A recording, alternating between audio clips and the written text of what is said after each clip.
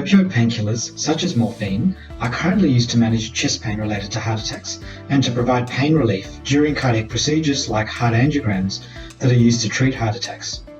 However, recent research suggests that opioids interfere with blood-thinning drugs that are essential for patients that have had heart attacks and heart stents, and this appears to be through opioids interfering with the absorption of these tablets through the gut.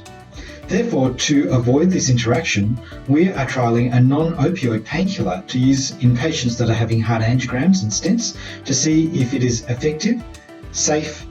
and doesn't interfere with our important blood-thinning agents.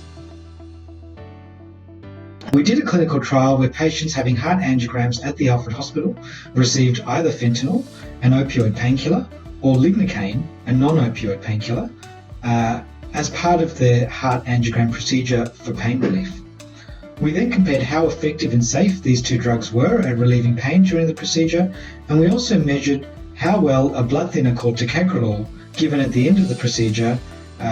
worked by looking at platelet function testing after the procedure, and we also measured the blood concentrations of ticagrelor to see how well it was absorbed through the gut.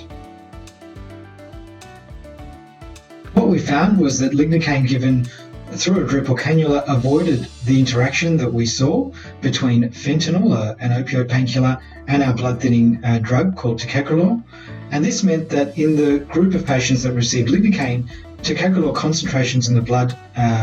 reached target levels faster, and they had a much better blood-thinning effect earlier, which means that they provide better protection for patients that have had heart attacks or heart stents.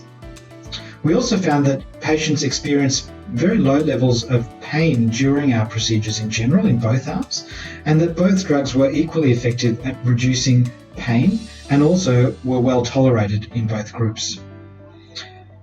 And therefore the results of our study suggest that we perhaps do not need to use as much pain relief in the form of opioid painkillers routinely during our heart angiogram procedures, and if patients do require pain relief, that lignocaine as a non-opioid painkiller appears to be safe and effective in this setting.